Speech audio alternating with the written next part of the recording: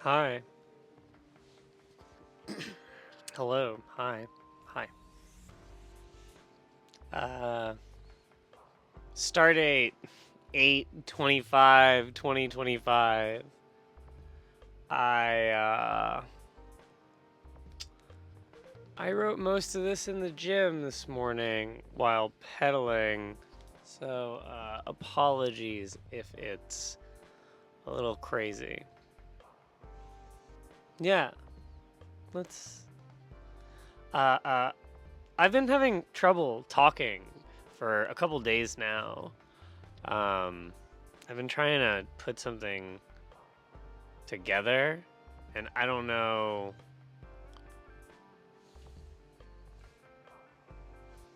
I, I, I don't know what it's supposed to look like, but that's kind of always what it's like. Um, so yeah, I guess I'm here to talk about disrespect and the things that come of it and the ways that it happens. There is a friction in me against uh, the way people want to operate. My dreams of late are filled with burning bridges, blood, and bones. It has been a difficult time. People will deem you incompetent if you are unwilling or unable to adhere to their structures. Basic courtesy has become a type of negation of responsibilities, and more nuanced respect is only given if you live up to some arbitrary criteria of being valued to one another. I wrote all this, and that is to say that I'm gonna fumble over it a lot. Um, it's difficult for me to really describe my thoughts.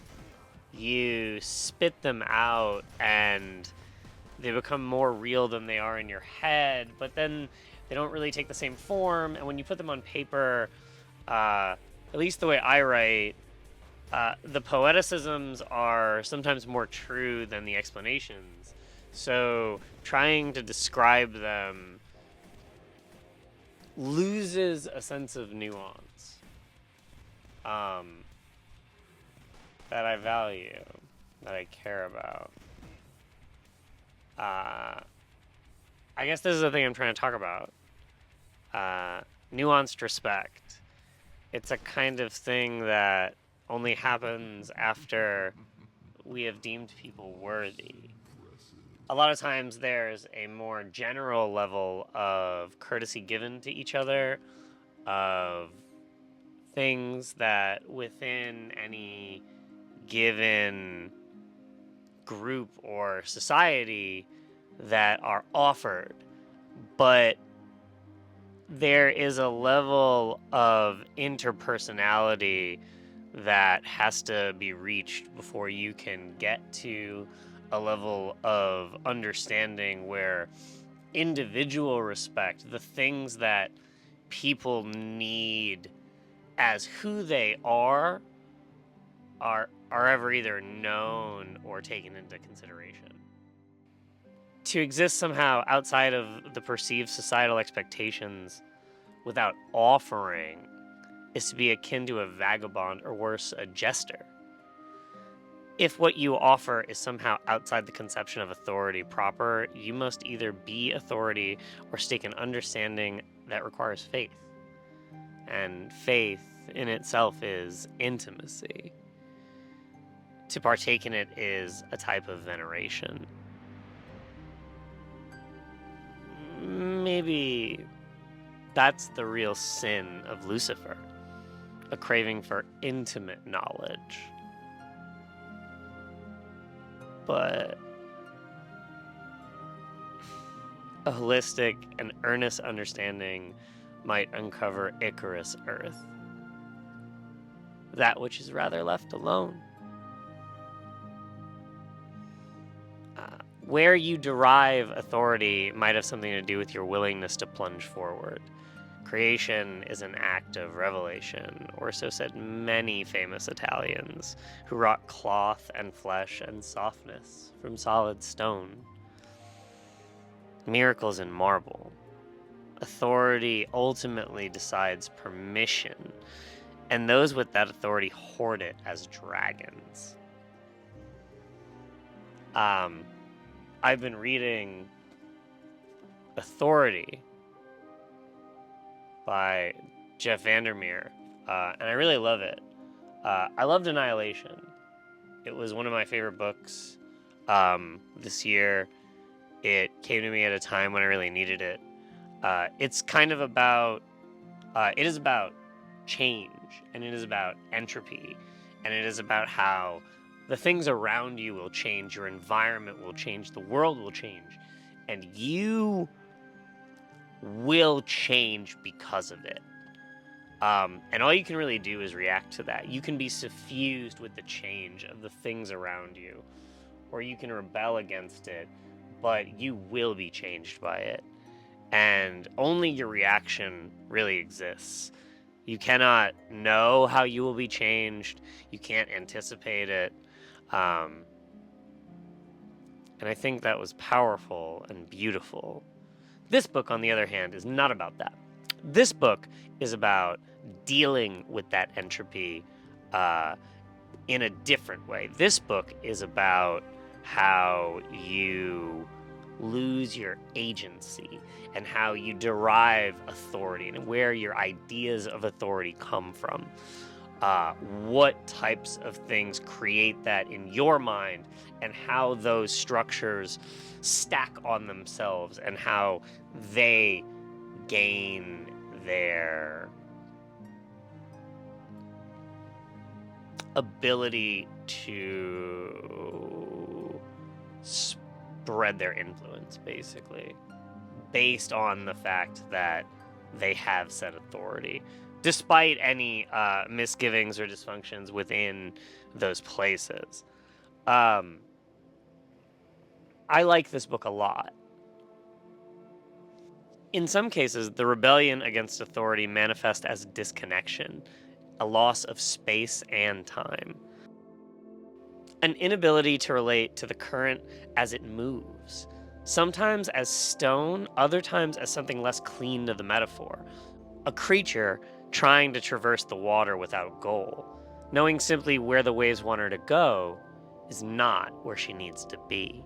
One of the most interesting ideas in this book is that the authority gives rise to, like, the way the authority exists and the way the individual institutions use that authority and how it manifests is often a reflection of more base ideologies and emotions that inform it. So, institutions, even individual departments in government, were the concrete embodiments of not just ideas or opinions, but also of attitudes and emotions, like hate or empathy. Statements such as, immigrants need to learn English, or they're not really citizens, or all mental patients deserve our respect. That, in the workings of, for example, an agency, you could, with effort, discover not just the abstract thought behind it, but the concrete emotions. I think this idea resonates pretty well with any group that ultimately tries to have similar goals, but any group that ultimately has similar goals and ends up believing that their ideology sticks out against others ultimately derives some sort of authority. As long as people are willing to take space under any individual group, or that group can assert itself, they will derive some amount of deference. I think that knowing what you are looking at when it comes to how, when an institution or a community or a society decides to take an action, and that action is uh, incongruent with what you believe their ideology to be, you may need to go back and look through the history of how they have operated. And if that's the case, you may not understand what it is that actually drives them. And I think that that's a very telling point, that sometimes uh, what we deem as the logical and best practice for any individual group to take is not often the actual reason that they undergo it. What I've found is that if you are to move against institutions, especially at their base level of emotion or uh, ideological investment, I find this actually leads to pretty consistent atomization and wild radioactivity. The kind of antithetical thought that starts as arbitrary expressions of grief and release, eventually liquefying into a feeling of putrescence and dejection.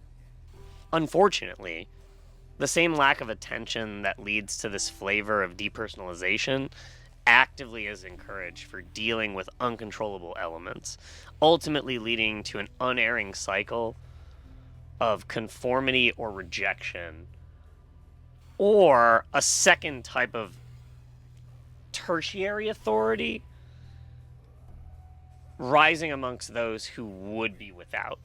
Basically, when you have a group of disenfranchised and dejected people, there is always a chance that their misrepresented ideologies will take a different form as a new grouping. And that grouping may create its own understanding of authority, and they may create an institution which then goes on to represent something different from the original one. Unfortunately, the unifying factors of the demonized can vary wildly from affable to acerbic, and will often mix, creating smaller and smaller fragments of culture. Another idea here, on page 155, he talks about this as well. The idea that a dysfunctional thought could take root in a vacuum, the individual anonymous and wraith-like, unknowable because, especially at first, he or she had no interaction with other people. Because more and more in the modern internet era, you become because more and more in the modern internet era, you came across isolated instances of a mind virus or worm, brains that self washed, bathed in received ideologies that came down from on high, ideologies that could remain dormant or hidden for years, silent as death until they struck. This is talking about something more extreme than what I am, but ultimately it is the same idea. You find that being an outlier creates you being an outlier more and more. If you are not willing to find places to conform to the specific needs of whatever it is you happen to either want to be a part of or are adjacent to, you will become disenfranchised. My friends and I are so separated by barriers of distance, time, social expectation, and individual hardships, that it makes connections difficult at best and completely intractable in the most necessary of times. Despite a staunch but general belief in communalism, the need for self reliance, both spiritual and physical, grows ever rampant in all of our minds. How do we take care of each other when we only ever worry about how we will feed and shelter ourselves? I fear the need for reciprocity, as I would hope to give of myself to those I love with my whole heart. I don't know what that's worth. And in truth, I fail at it all the time. But it's something I believe in. Uh, I think it's an ideal we should hold.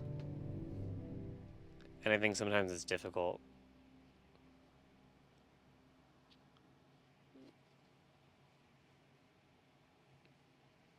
But I want to keep trying.